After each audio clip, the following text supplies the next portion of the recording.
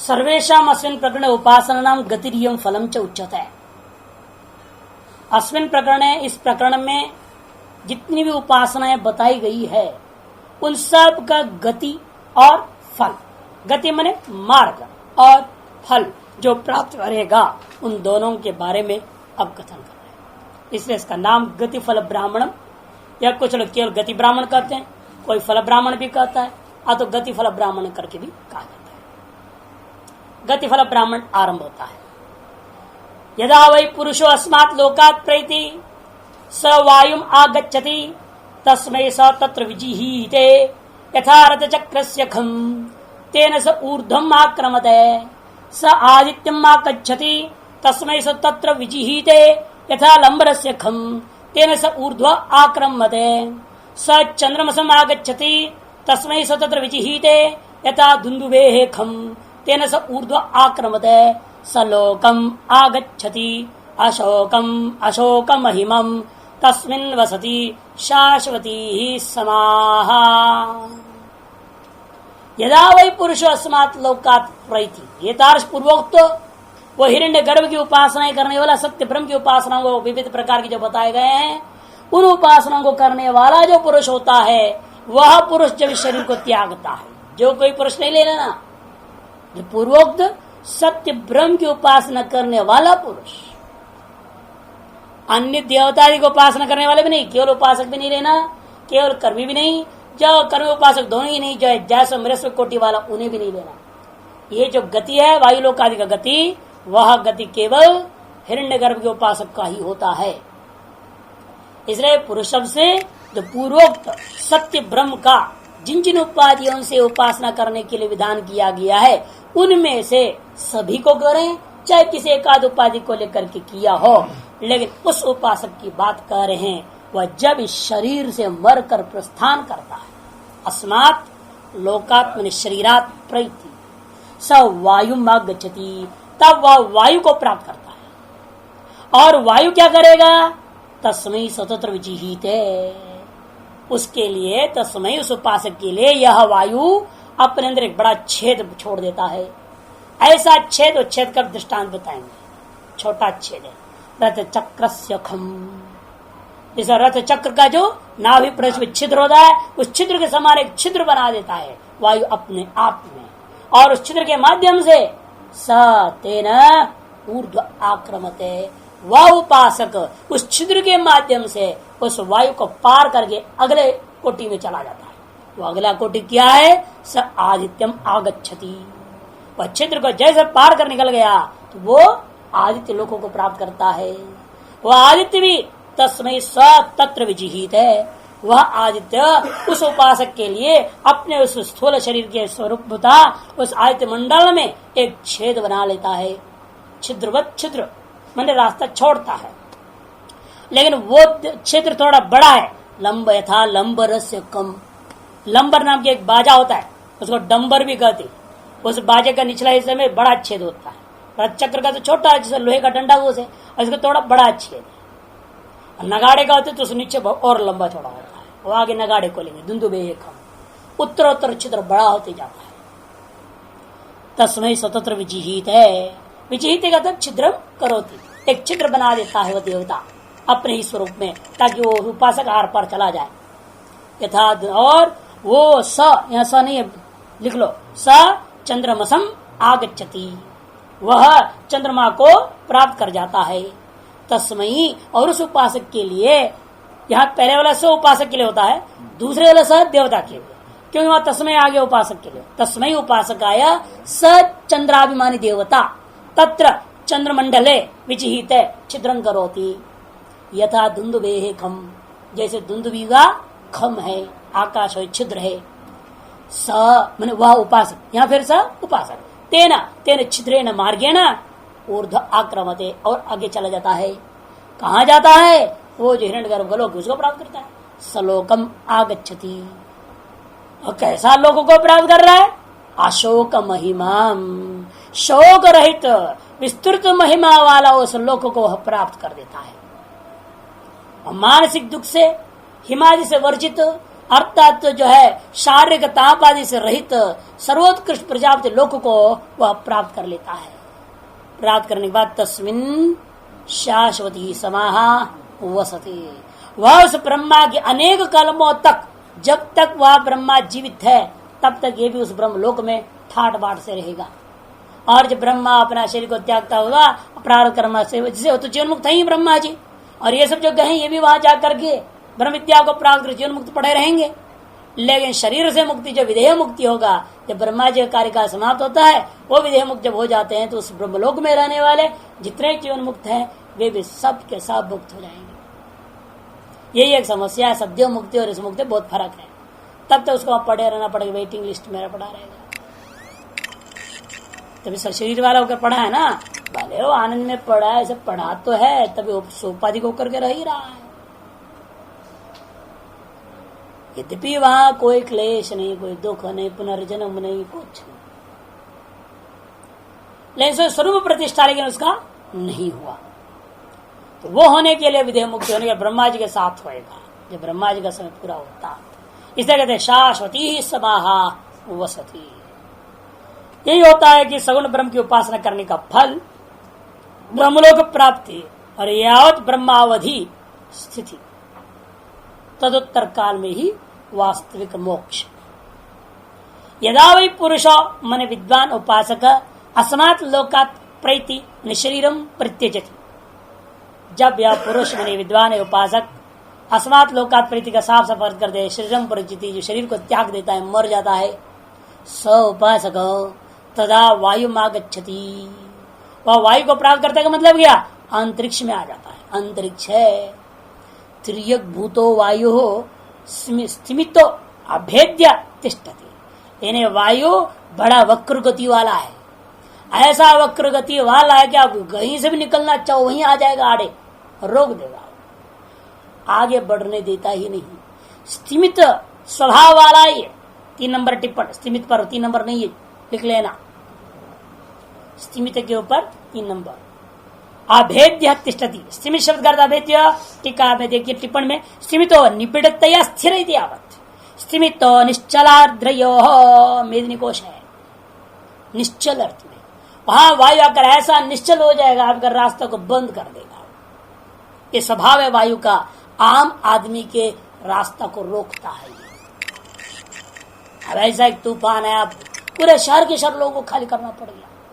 पहले से ही पता लग रहा था कि आने वाला है, तो पहले से खाली कर दिए थे। कई लोग तो मकान बेच के भाग गए, पता नहीं तूफान गिर जाएगा मकान, फिर बाद में आप जो मिलना है वो भी नहीं मिलेगा, बेच बाज के खाली कर दिया। भयंकर तूफान, ऐसा तूफान तो कई बता रहा था 60-70 वर्ष के बाद आया है। ऐसा तूफान मकानों को उखाड़ के, सबको उखाड़ के फेंक दे, पेड़ वेड़ सब उलट गए, बड़े बड़े पेड़। अमेरिका में हुआ, ऐसा ऐसा होता है। सबको रोक दिया ना उसने, सबका हालत खराब कर दी, सबके जिंदगी को उलट पलट कर दिया। यहां देख रहे हैं स्थूल वायु का ये दशा है, और जो अनुपासक के प्रति वायु कैसे रास्ता दे देगा, वायु अभिमानी देवता दे ही नहीं सकता है।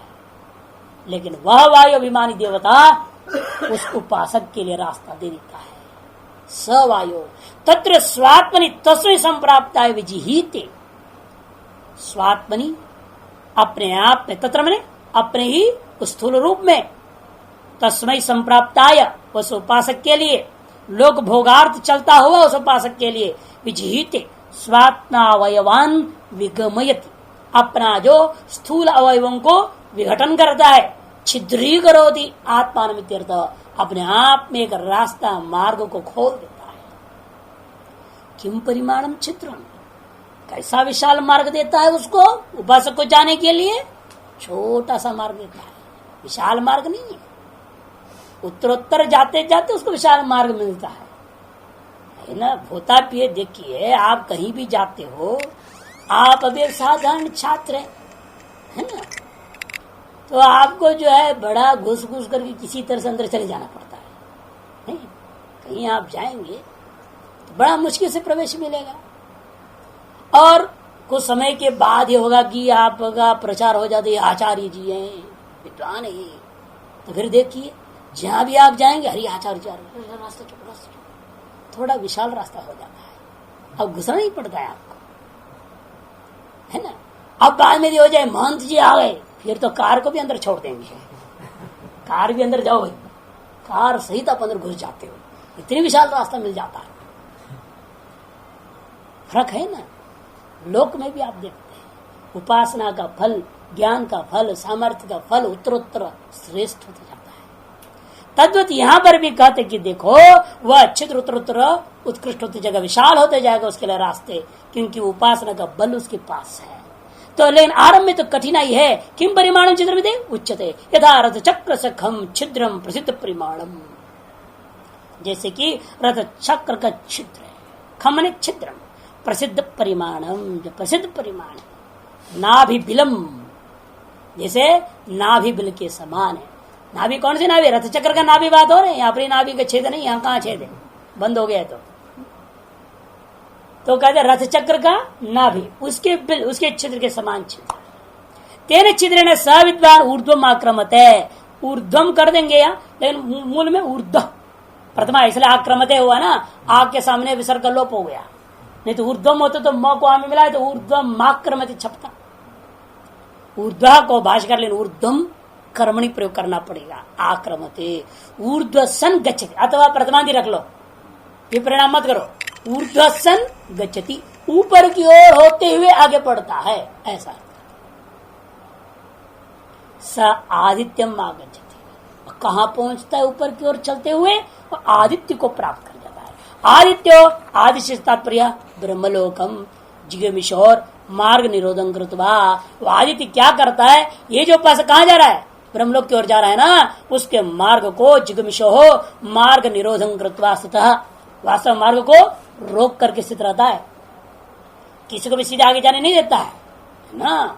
सब पूरी नाप उस ढंग की उपासना की हो तो आगे जाने देगा, नहीं तो जंक्शन है वो इधर कर देगा, जाओ जैसे पुलिस करता है ना, यहाँ से प्रधानमंत्री आ रहे जा रहे तो इधर कर देता है, सारी गाड़ी इधर जाओ, उधर स्पेशल रूट हो जाता है, वन वे हो जाता है सारा मामला। वैसे आदित्य है, वायु है, चंद्रमंडल है, सब ऐसे ही है, ऐसा अलग अलग जंक्शन है, इधर उधर करते रहते ट्रैफिक पुलिस जैसे, जाने नहीं देते ऊपर की ओर। हाँ देखते हैं तुम कैसी उपासना किए हो, आदित्य लोग के रहने लायक उपासना की हो तो पूरा दरवाजा बंद, यहीं रहो, बोले यहीं बैठो, आगे भी नहीं, इधर भी नहीं, उधर भी नहीं, तुम यहीं के लायक हो, बैठे रहो यहाँ। कई बार होता है वेटिंग में बैठे रहना पड़ता है, वहीं ना इधर जाना ना उधर जाना है, फंस गए है ना। जिसमें वृद्धनाथ जाते भगवान के दर्शन करने, आप यहां से निकल तो गए बेचारे, अब वहां जाके फंस जाते, उधर से भी गिर गया, इधर से पीछे से पहाड़ गिर गया, अब न आगे जाए न पीछे जाए, वही पीछे पड़े रहो जब तक रास्ता नहीं खोलेगा। वहां भी अब तपस्या करेंगे तो वो रास्ता आगे खुल जाता है।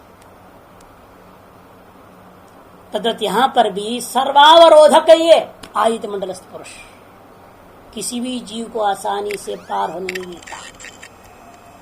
लेकिन आपकी उपासना ब्रह्मलोक प्राप्ति का दृढ़ है तो ब्रह्मलोकम चिगमिशोर मार्ग निरोधन कृत्वा स्थित, ब्रह्मलोक की ओर जाने की इच्छुक उस उपासक के मार्ग को रोक करके स्थित रहता है आदित्य।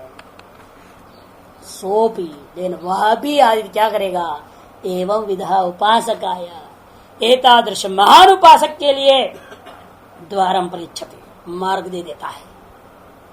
तस्मै सत्र विजिहित है पूर्वत, उसके लिए वह अपने आप का स्वरूप में अपने अवयवों को वह शिथिल कर देता है और चित्र के समान चित्र बनाकर रास्ता दे देता है। तथा लंबरस्य खम, लंबर में डमरू का प्रभेद, डमरू में एक बड़ा डमरू एक विशेष डमरू होता है, उसके चित्र के समान चित्र जिसका, ऐसा अर्थ करना है। वादित्र विशेष चित्र परिमाणम, वादित्र विशेष का चित्र परिमाण है। तेना उस चित्र के द्वारा स वह उपासक ऊर्ध्व आक्रमते स चंद्रमा समागच्छति, वो चंद्र लोगों को प्राप्त करता है। यहाँ स्पष्ट है आदित्य लोक से ऊपर चंद्रलोक है। इसका मतलब ये जो चंद्रमा दिखाई देता है आज से बहुत नीचे है ना, ये चंद्रमा चंद्रलोक नहीं है। इसलिए जो शास्त्रीय जो चंद्रलोक है ये आदित्य से भी बहुत ऊपर है, और ये आदित्य को भी नहीं ले सकते आदित्य लोक शब्द से। कहने के लिए असो कह देते हैं हम लोग, लेकिन ये उपलक्षण है उस असली आदित्य का, क्योंकि वो आदित्य कहाँ है, जहां तक वायु का स्थल है उससे ऊपर है आदित्य। वायु का क्षेत्र के अंतर्गत ये भी है ना सूर्य मंडल। ये जो सूर्य ये भी वायु के माध्यम से प्रेरित होकर घूम रहा है, वायु उसको खिसकाता है, दौड़ाता है। ये भी सूक्ष्म वायु क्षेत्र के अंतर्गत ही है, स्थूल वायु क्षेत्र से बाहर है, सूक्ष्म वायु क्षेत्र का मंडल में रहता है। उसको हम लोग आकाश मंडल कह देते हैं वैज्ञानिक दृष्टिकोण से। केवल वास्तव में भी सब उस पंच कोश के जो है उत्तरोत्तर है ना जगत का, बाहर फिर 10 गुना जल, 10 गुना वायु, 10 गुना अग्नि, 10 गुना वायु, 10 गुना आकाश, उससे बाहर आपका आदित्य मंडल है। उससे और आगे चंद्रमंडल है, चंद्रलोक, और बीच के लोकों का वर्णन यहां नहीं किया है, अन्यत्र इसका विस्तार आता है। वही कहते हैं फिर वो जो चंद्रमा क्या हुआ, सोपि तस्मै तत्र विजित, वो चंद्रलोक का अभिमानी चंद्रमा देवता भी क्या करेगा, तस्मै तत्र विजित है, उस उपास्य के लिए अपने विचित्र भाव दे देता है ब्रह्मलोक में पहुंचने के लिए। यथा दुंदुबेहकम प्रसिद्धम, जैसा दुंदुबेहकम, ये क्या है तो प्रसिद्ध दुंदुबी, सब जानते, नगाड़े बोलते, नगाड़े के चित्र के समान। स ऊर्ध्व आक्रमत है, स लोकम प्रजापति लोकम आगच्छति, वह लोकम आगच्छति या स लोकम आगच्छति। लोकम क्या यहाँ पर नाम नहीं लिया ना, पहले आदित्य लोक हुआ, चंद्र लोक हुआ, वायु लोक हुआ, और अब कह दिया केवल लोकम शब्द प्रयोग किया। उसका लक्ष्य है ब्रह्मलोक, प्रजापति लोकों को प्राप्त करता है। स लोकम आगच्छति, प्रजापति लोकम आगच्छति। किम विशिष्टम, वो कैसा है वो प्रजापति लोक, वो भी स्पष्ट बता रहे हैं। किम विशिष्टम, तो कहते हैं कि देखो वह जो है अशोक, शोक रहित है, कह दिया। अशोकम मानसिन दुःखेन विवर्जितम, मानस किसी प्रकार से ताप से रहित। अहिमम हिमवर्जितम, शारीर दुख वर्जितम, मन स्थूल शरीर निमित्त के दुख से भी रहित है। तम प्राप्य तस्मिन् वसति, ऐसे प्रजापति लोगों को प्राप्त करके उसी लोक में वास करता है। शाश्वती नित्या समाह संवत्सरानि, नित्य संवत्सरों को प्राप्त करता है, अर्थात ब्रह्मलोक के पूर्ण आयु तक। ब्रह्मणो बहून कल्पान वसति, ब्रह्म का जितनी कल्प बीतनी है उन सकल कल्पों को तक वो रहता है।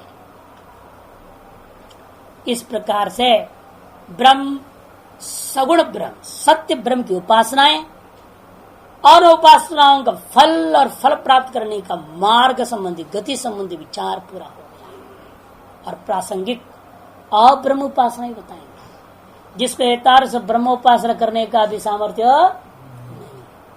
जो निर्गुण ब्रह्म विद्या को ग्रहण नहीं कर पा रहा था, उसके लिए श्रवण ब्रह्म विद्याएं बताई गई, और श्रवण ब्रह्म विद्या भी कर नहीं कर सकता, उसके लिए कहते अब्रह्म विद्या बताएंगे। अब्रह्म विद्या, हाँ, न सगुण व न निर्गुण, हिरण्य गर्भ में नहीं, उत्कृष्ट जो सगुण, यद्यपि सारा संसार ही सगुण ब्रह्म है, वो बात अलग है।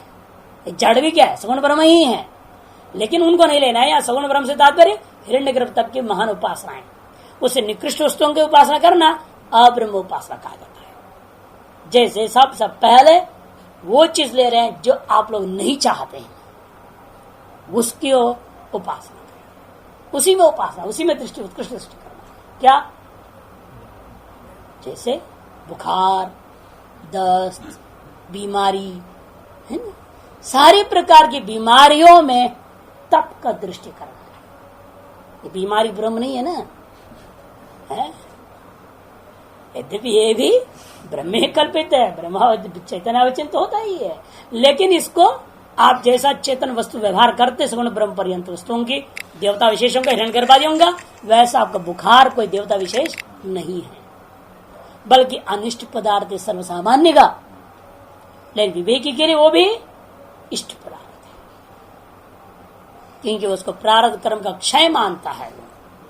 अतः प्रारब्ध कर्म क्षयार्थ प्राप्त हुआ उन ज्वरादियों में तप का दृष्टि करता है, और तार दृष्टि करने का फल भी उत्कृष्ट फल है। बता रहे तत्व परमम तपो यद व्याहित तप्यदे परमगंहैव लोकम जयति य एवं वेद एतद्वै परमं तपो यम प्रेतम अरण्यगं हरन्ति परमगंहैव लोकम जयति य एवं वेद एतद्वै परमं तपो यम प्रेतम अग्नावभ्या ददाति परमगंहैव लोकम जयति य एवं वेद। तीनों अनिष्ट बातों को कह रहे हैं। पहला बीमारियों को ले लिया, दूसरा जो मुर्दे को लाद करके ले जाया जा रहा है जंगल की ओर, स्मशान की ओर जलाने के लिए, उसमें भी तप को दृष्टि करना है। और ले जाकर के वहां पर क्या किया, चिता पर चढ़ा करके आग लगाया जा रहा है, उसमें भी तप का दृष्टि करना है। यह तीनों कोई नहीं चाहता है। बीमारी कौन चाहता है? कौन चाहता है मर के जो है मेरी जो यात्रा निकले? कोई नहीं चाहता है।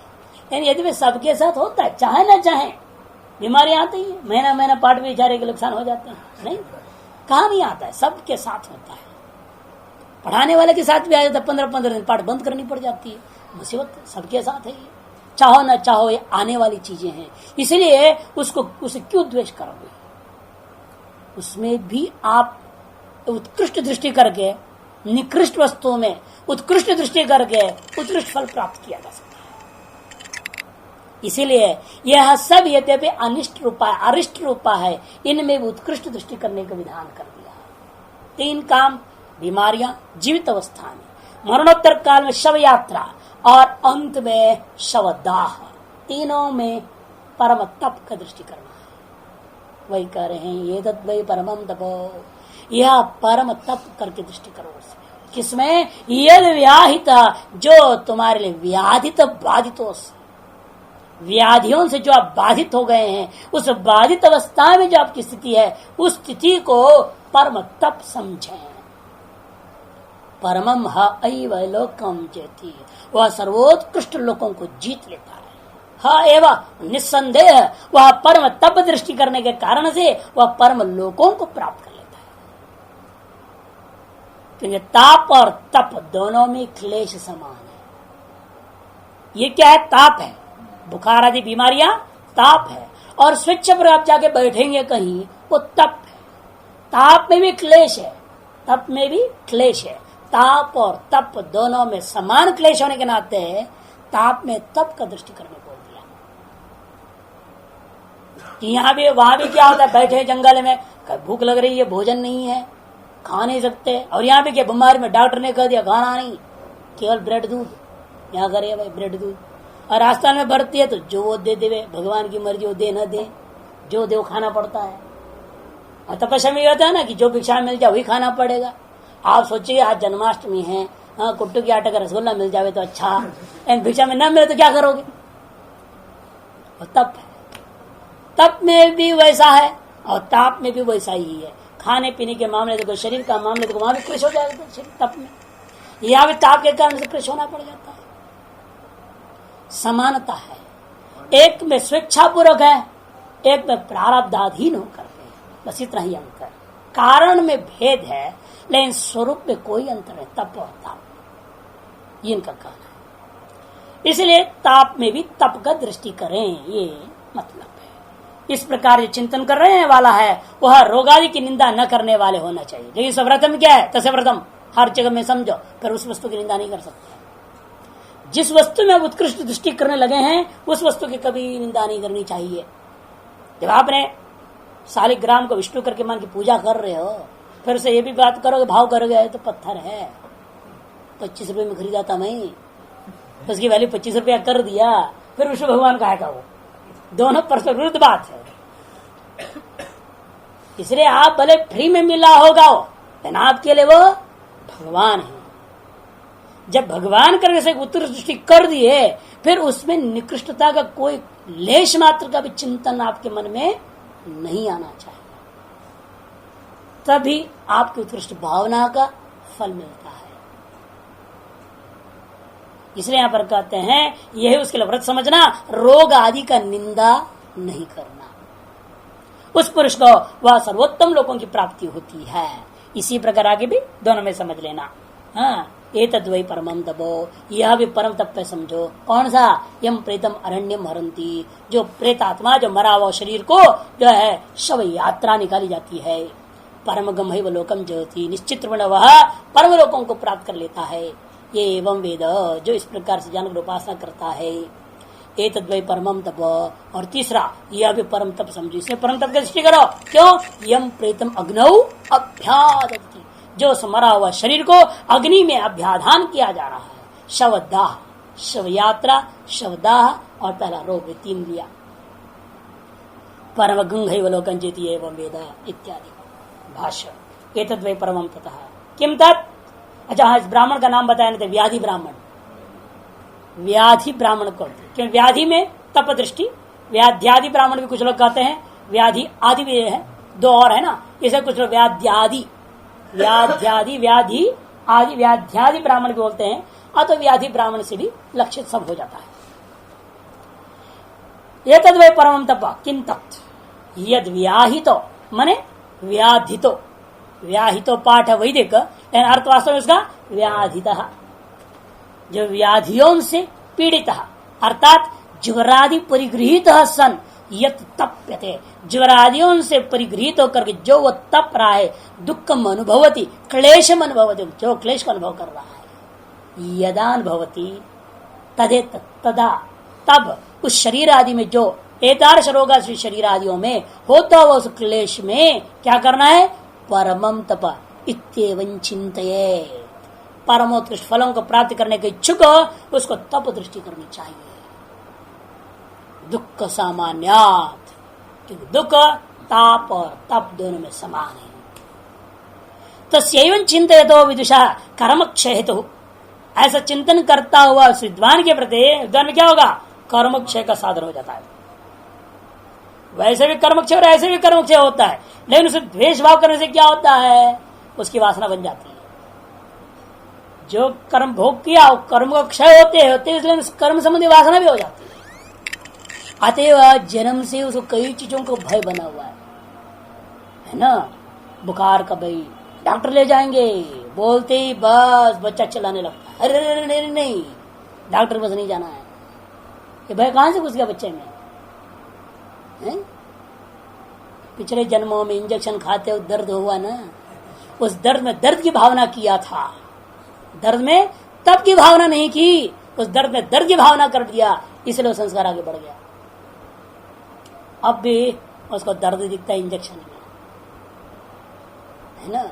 अब उसे तब की भावना करो तो आगे उसकी वासना ही नहीं रहेगी दर्द की, है कि नहीं। जब तप का दृष्टि कर लेंगे तो कर्म के कारण से होता हुआ वो जो ताप है, वो ताप जन दुख की वासना उस कर्म के साथ समाप्त हो जाता है। तादर्श नैमित्तिक दुख, दुख अनेक प्रकार के हैं, रोग निमित्तक दुख की वासना ही आपके समाप्त हो जाती है, तो अगला जन्म रोग भी आपके लिए आनंद कारक हो जाता है, वो आपके लिए बाधक नहीं रहेगा, वह भी आपकी साधना में साधक बन जाता है। ये अंतर पर उत्तरोत्तर इस तरह से वह परमोत्कृष्ट लोक प्राप्ति का कारक बनता है, ये तात्पर्य है। इसलिए कहते कि ये सएवच बहुत ही अनिंदतो अविशीदत इत्यर्थ आगे ना, तदेव तपो, वही तप है, लेकिन किसके लिए? जो उपासक उस रोग की निंदा नहीं करता, उस रोग से विषाद को प्राप्त नहीं करता, क्लेश को प्राप्त नहीं करता। सएवच तेन विज्ञान तपसा, इसलिए वह व्यक्ति उसी विज्ञान तप के द्वारा, उपासना विशिष्टार्श तप के द्वारा दग्ध किलविषः, वह उसका जो पाप और पाप की वासना सब नष्ट हो जाते हैं। परमम लोकम जेति य एवं वेद, जैसे उपासना करता है वह श्रेष्ठ लोगों को प्राप्त करने का अधिकारी हो जाता है। तथा मुमूर्षु, मरने के बाद तो नहीं कर सकते ना शव यात्रा में दृष्टि है, मरने के बाद प्रेत आत्मा बन करके जाता हूं मुर्दा में उपासना करोगे, ऐसे तो हो नहीं सकता।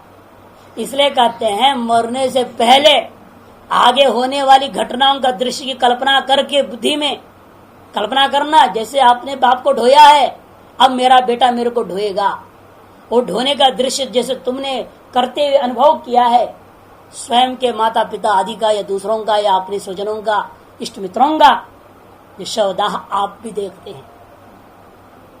इसलिए गुरुजी ने अपना पहला आश्रम जब बनाए थे, अपने सन्यास गुरु ने स्मशान घाट के रोड के ऊपर बनाए, जान करके। और विदेशी जो आते थे दिखाते थे उनको, जैसे बाजा बज के आते हैं ना, वो गड़गड़ बजाते थे बिहार में वहां पर, तो जैसे बाजे क्या सुनते तो स्वामी समय आ गया, और सब घंटी बजती थी, सारे विदेशी को इकट्ठा करते थे। Oh see one day you will be taken like, एक दिन तेरा भी ऐसे ही होने वाला है, सबको पता है। तो हम लोग भी नए नए गए थे, हम लोगों को भी घंटी बजते हो पता है कि अमुक घंटी किसकी होती है, 3 बार बजा तो कितने होगा, 6 बार बजा तो क्या मिलने वाला है, सब पता है। लंबी घंटी लगती तो समझ लो कीर्तन का समय आ गया है। तो जैसी घंटी वैसे समझ होती थी, सबको मालूम हो जाता है, आश्रमों का नियम है। तो वहां पहुंचते सब इकट्ठे तो बोलते देखो एक दिन तेरा ये होना है, समझ लेना अभी से। वैसे होने से पहले तुम्हें जो करना है कर लो, जो बनना है बन जाओ, अभी जो बनाना है सब बना लेना जितनी जल्दी हो सके, नहीं तो कभी भी ये हो सकता हालत। और क्या कर रहे थे कि नकली बंदूक रखे थे, नकली बंदूक, ऐसे कोई गोली वोली कुछ नहीं है, एयरगन होता ना, एयरगन बंदरों को भगाने वाला, छर्रे को हवा में मारो, भड़ आवाज आता है तो सब बंदर भाग जाते हैं, वो रखे थे। और पीछे से एक मोक्षानंद बड़ा है राक्षस जैसा लंबा छोटा शरीर, ऑस्ट्रेलिया का था, वो लेके आता था बंदर, सर पर लगा देते, ऐ लो मत, मार दिया जाएगा। देखो कभी भी मौत देखा, तेरे गर्दन का पीछे बंदूक, अब भी मौत हो सकती है, माफी मांग ले भगवान से, अब तक बहुत मौज कर लिया, नहीं तो उड़ा दिया जाएगा। बोलो गोली चलाने, ऐसे डराते थे। कौन हाँ करेगा, हाँ करेगा तो पता है, चलो कोई नहीं, मुक्तानंद आप घर माफ कर दो, नाराज नहीं होना, यमदूत है ये बोलते थे, मजाक करते थे। लेकिन शिक्षा दे रहे हैं कि देखो कभी भी आ सकती है तेरे साथ, इसीलिए सतर्क हमेशा रहना है, लक्ष्य की ओर शीघ्र बिना एक क्षण का भी बर्बादी का निष्ठापूर्वक अग्रसर होनी चाहिए। इसे मरने के बाद तो उपासना हो नहीं सकती है ना, इसलिए जाता वो मुर्दा में देख लेना, मैं उसमें लेटा हूं समझ करके अपने आप को जो देख लो, अपनी मुर्दा जा रही है, बैठ करके अन्य मनोराज्य कर सकते हो, हैं? गंगा जी के ऊपर भी आश्रम बना के अपने आप को मनोराज्य कर लेते हो, हैं? तो ये नहीं कर सकते क्या? अपनी शव यात्रा का मनोराज्य नहीं कर सकते हो? अपनी शवदाह होता हो नहीं देख सकते हैं? देख सकते हैं। तो मनोराज्य करने का मन की क्षमता है, एता दृश्य को भी बना करके उसमें तप का दृष्टि करनी चाहिए। इसलिए कहते हैं मुमूर्षुर आदौ एव कल्पयति, आदौ एव मने मरने से पहले ये कल्पना करता है, किम एतत् वै परमम, किम क्या कल्पना करेगा, बस ये जो शव यात्रा है यह भी एक परम तप है। जैसे एक बालक अपने घर में सारी सुख सुविधाओं से रहता हुआ जंगल की ओर जाता है, अनेक प्रकार का क्लेश प्राप्त करता है, जैसा वह तप है, वैसे यह भी मुर्दा घर से अब स्मशान की ओर जा रहा है, जो अरण्य की ओर ले जाया जा रहा है ना, अरण्य गमन रूपा सादृश्यता, तप के लिए भी अरण्य की ओर गमन किया जाता है ना, और शव भी अरण्य की ओर गमन करता है, दोनों में अरण्य गमन रूपा सादृश्यता है। अतएव एदार शव यात्रा रूपी ताप में भी तप का दृष्टि करना है। मोर्शव आदय कल्पति किम एतद् वै परमं तप यम प्रेतम माम ग्रामात् अरण्यम हरन्ति, गांव से जंगल की ओर ले जा रहे जलाने को, अंत्य कर्मणे हो गया ना, अंत्य कर्म के लिए, तद ग्रामात् अरण्य गमन सामान्यात् आ गया ना, यह जो ग्राम से अरण्य की ओर गमन करना रूपी सादृश्यता है इस शव यात्रा रूपी ताप और तप के लिए जाना रूपी तप में। परमम मम तत्तपो भविष्यति, यहाँ मेरा सर्वोत्कृष्ट तप है, मेरा जीवन इसमें सार्थक है कि मेरा शव को इस प्रकार से ले जाया जाए और जला दिया जाए, ऐसा उसमें निंदा भय या दुख आदि की भावना न करता हुआ उसे तप की दृष्टि देखनी चाहिए। ग्रामाद अरण्य गमनम परमम तपैति ही प्रसिद्धम, ग्राम से अरण्य की ओर जाकर के बैठना एक परम श्रेष्ठ तप है, ऐसा लोक में जैसा प्रसिद्ध है वैसे शव यात्रा में दृष्टि करना। परमम हैवत लोकम चेति एवं वेदा, जो ऐसा उपासना करता है वह परम लोकों को प्राप्त करता है। तद्धि तथा उसी प्रकार से मुमूर्षु काले आदवेव, मरने के बाद नहीं, मरने से पहले मुमूर्षु दशा में परमम तपो, उसको भी परम तप की दृष्टि करें। यम प्रेतम अग्नि अभ्यादति, अग्नि प्रवेश सामान्यात, अग्नि प्रवेश की सादृश्यता को देखते हुए दोनों में समानता करना। तप में भी क्या होता है, अग्नि प्रवेशात्मक तप भी होता है। अग्नि प्रवेश अनेक प्रकार, एक के बाद स्थूल अग्नि में प्रवेश करना ही एक तप नहीं, वो भी एक तप था पहले जमाने में। अनेक प्रकार से अग्नि प्रवेश होता है। कामाग्नि में प्रवेश किया और काम को दहन कर लिया, उस अग्नि का दमन करना है। कामाग्नि जगता है, उसमें आप प्रवेश कर जाते हैं, उसकी निंदा नहीं करना है, उसके अनुसार नाचना नहीं है, उसके अनुसार विवाह आदि में नहीं चले जाना है, वही तप है ना। जो जंगल में बैठा हुआ आदमी है उसके अंदर काम वासना नहीं जगेगा क्या? काम वासना जगती है, अन्न की वासना जगती है, भूख लगता है, लेकिन सबको क्या करता है, दमन करता है। उसके अनुसरण नहीं करेगा, उसका दमन करेगा। यही तप वहां है। उसी प्रकार यह शरीर अब अग्नि में फंसा जल रहा है, उसमें भी दमन दृष्टि करना है, तप का दृष्टि होगा। इसलिए कहते हैं अग्नि प्रवेश सामान्य परमम लोकम जेति यह एवं वेद। इसके बाद एक और अब्रह्म उपासना आता है, इसका नाम वीर ब्राह्मण। वीर, वीर नहीं, दीर्घ नहीं लेना, ह्रस्वी, वीर, वी और र ब्राह्मण, वीर ब्राह्मण। क्योंकि यह वी और र की उपासना बता रहे हैं। वी की उपासना और र की उपासना का विधि होने से इसका नाम वीर ब्राह्मण है। वी क्या है, र क्या है? वी अन्न है, र प्राण है। प्राणान्न ब्राह्मण भी से लोग कह देते हैं इसको, प्राणान्न ब्राह्मण नाम से भी इसका प्रसिद्धि है। वीर ब्राह्मण संक्षेप में है और विस्तृत रूप से इसको प्राणान्न ब्राह्मण भी कहते हैं। अन्नम ब्रह्मेत्येकाहो तन्ना तथा पूयति वा अन्नम हृदय प्राणात्, प्राणो ब्रह्मेत्येकाहो तन्ना तथा शुष्यति वै प्राण ऋते अन्नाद एते हत्वेव विद्येवते एकधा भूयं भूत्वा परमदां गच्छतः तद्भस्म आह प्रात्रिदः पितरं किगुंस्विद्येवैवं विदुषे साधु कुर्याम किमेव स्म असाधु कुर्यामिति सह स्म आह पाणिना मा प्रात्रिद कस्त्वेनयोरे गदा भूयं भूत्वा परमदां गच्छतीति तस्मा ऊहैतद्वाच वीति अन्नं वै वी अन्ये हि इमानि सर्वाणि भूतानि विष्टानि रम्मिति प्राणो वै रम् प्राणे हि इमानि सर्वाणि भूतानि रमन्ते सर्वाणि हवा अस्मिन् भूतानि विशन्ति सर्वाणि भूतानि रमन्ते य एवं वेद। कहते कि देखो कुछ लोग कहते हैं अन्न ही ब्रह्म है, इति एके आहुः तन्न। ये कौन कह रहा है? प्रातृत कह रहा है अपने पिता से संभाषण करते हुए, पिताजी हमने कुछ लोगों का कहना सुना है कि अन्नम ब्रह्म, ऐसा लोग कुछ लोग कहते हैं, लेकिन मेरे दृष्टिकोण में केवल अन्न ब्रह्म नहीं हो सकता। तन्न क्यों? तथा पूयति वा, वो तो सड़ जाता है। पूयति वा अन्नम ऋते प्राण, उसमें से प्राण जैसे निकलने जाता है वो धीरे धीरे सड़ने लगता है। जब प्राण के बिना अन्न ब्रह्म नहीं हो सकता, इसलिए दूसरों ने कह दिया फिर तो प्राणी ब्रह्म मान लो, प्राणम ब्रह्म इति आहुः तन्न। लेकिन वास्तव में केवल प्राण भी ब्रह्म नहीं हो सकता। क्यों?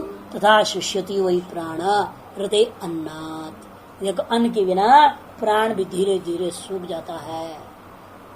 ये तो श्वेत के प्रकरण में है ना, 15 दिन बोला मत खाना खाओ, पता चलेगा तेरे को ये मन कहाँ प्रतिष्ठित है, प्राण में है। और प्राण जान के बिना चलता नहीं। 15 दिन खाया नहीं, सूखा सूखा हो गया, स्मृति नष्ट हो गई, मन भी कमजोर हो गया शरीर के साथ। क्यों? प्राण कमजोर पड़ गया था, सारी इंद्रियां कमजोर हो गई। पूछा तो कुछ भी याद नहीं, फिर कहा जाओ खाओ पियो मौज करो। अब 15 दिन और खूब खाया पिया, मस्त हुआ, आया तो सारी इंद्रियां बिल्कुल ठीक थे, जो पूछा धड़ाधड़ जवाब दिया। तो देखा अन्न के बिना प्राण कमजोर, प्राण कमजोर हो गया, मन कमजोर, सारी इंद्रियां कमजोर, विस्मृति हो गई। अतएव जो है अन्न से ही प्राण टिका हुआ है। अतएव केवल अन्न भी ब्रह्म नहीं कि प्राण के बिना अन्न सड़ जाता है, केवल प्राण भी ब्रह्म नहीं क्योंकि अन्न के बिना प्राण क्षीण हो जाता है। ये तेहतु एव देवते एकदा भूयम भूत्वा परमताम गच्छतः। इसलिए ये दोनों देव एक रूपता को प्राप्त होकर परम भाव अर्थात ब्रह्मत्व को प्राप्त कर जाते हैं। तद्धस्म आह प्रात्रत पितरम, इसलिए पिता से प्रात्रत कहने लगा ऐसी चीज तत्व को जो जानता है महान ज्ञानी पुरुष, उसका मैं क्या साधु असाधु करूंगा है? उसके प्रति मैं कुछ अच्छा करूं उसे कोई फर्क पड़ने वाला नहीं, उसका बुरा करूं उसे कुछ घटने वाला नहीं। नो कन्यान नो वर्धते वा, तो ब्रह्मज्ञानी हो गया। ऐसे प्रशंसा कर रहा है, उसका पिताजी निषेध करते हैं ये समझ तुम्हारी अधूरी है।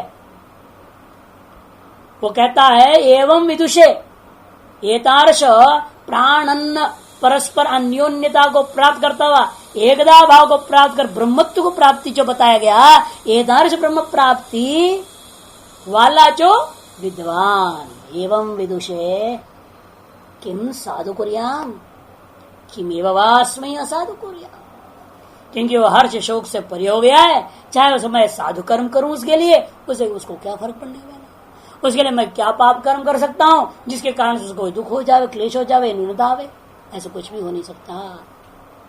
इति सहस्म आह पिता, वह पिता ने वह पुत्र से कहा पानी ना आह, हाथ को हिलाते हुए नहीं नहीं नहीं, माँ माँ हे प्रात्रद, अरे प्रात्रद ऐसा मत बोलो।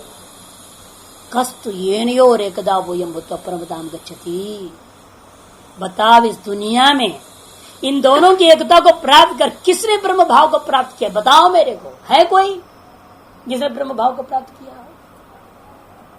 इन दोनों की एक ही भाव एकता को प्राप्त करना, परस्पर मिल करके ऐसी एकता को प्राप्त करने का ज्ञान प्राप्त करके कौन ब्रह्मत्व को प्राप्त किया?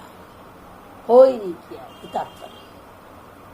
तस्मै हो एक दुवाच, इसलिए उसको कहते हैं जवाब में देखो असली रहस्य को जाने बिना स्थूल अन्न प्राण की एकता को स्वीकार करके आप यदि उपासना करोगे तो ब्रह्मत्व प्राप्त नहीं कर सकते हो। किंतु उसका सूक्ष्म स्वरूप को समझो। अन्न का सूक्ष्म रूप है वी, स्वादिष्ठान चक्र का बीज मंत्र है वम, वम को कह रहे ई मात्रा जोड़ करके वी। जब जब स्वादिष्ठान चक्र को वह मात्र से क्यों बताया, ये भी एक बड़ा रहस्य है। वह कैसे लिखते हो? ऊपर से डंडी लाव यूं, ठीक, तो बीच गोल पेट करके फिर नीचे कर दो, वह हुआ कि नहीं हुआ? समझ में आई? ऊपर से डंडा शुरू करो सीधे, थोड़ी यूं फ्लैट डाल दे पहले, फिर सीधा नीचे और फिर गोल करके यूं नीचे लाओ, तो क्या हो जाएगा? वह हो जाएगा, है ना? वह हो जाता है। स्वादिष्ठान चक्र ब्रह्मचर्य का मूल आधार है। पूरे शरीर को फ्लैट लाइन से बताया जाता है कि शरीर स्थिर है, वो सर्वत्र व्याप्त आपका वीर है शरीर में। रीढ़ का हड्डी उसका संपोषक है, नियंत्रक है। जब जब स्वादिष्ठान चक्र में कुहू नामक वायु प्रचलित होता है तो वह उस वीर को निचोड़ के यूं बाहर फेंक देता है। इसलिए वह से दिखाया रहस्य ना, वह कोई साधारण वस्तु नहीं है। और रम भी ऐसे ही है, मणिपुर चक्र के संबंधी है। मणिपुर चक्र का बीज भी रम है। और अग्नि जितना दीप्त और दृढ़ बलवान होता है उतना ही आपका प्राण बलवान होता है। रम का संबंध प्राण से, अग्नि से। और ये दो सही है, ये दो चक्र सही है, सारा काम सही हो जाएगा। इन्हीं दोनों में से बिगड़ा हुआ होता है साधकों का। भोगियों के लिए तो ये दोनों के पास पहुंचे नहीं बेचारे, वो तो और नीचे ही रह जाते हैं, मूलाधार में। इन दोनों भी उसी को सहयोग देते रहते केवल। ऊपर का चक्रों का मामला ही नहीं रहता। कभी कभी भावातिरेक होने पर अनाचक अधिक से पहुंचते और वहां से लौट जाते, अधिकतर लोगों की स्थिति है। इसलिए यहां अन्न को वह से बोला कि अन्न से ही वीर्य बनता है, इसलिए अन्न का संबंध वह से वी इति। अन्नम वै वी, अन्न ही वी है। अन्य ही इमानि सर्वाणि भूतानि विष्टानि भवन्ति, क्योंकि अन्न के द्वारा, अन्न को आश्रित करके, भूतों का आश्रय होने से अन्न ही वी है। वीरूपन में सभी प्राणी प्रविष्ट होकर आश्रित रहते हैं। अन्न को छोड़कर कोई भी प्राणी जीवित नहीं रह सकता। रमिति, दूसरा उपदेश दिया, रम को समझो। यह प्राण का सूक्ष्म अत्यंत रहस्यपूर्ण स्वरूप है।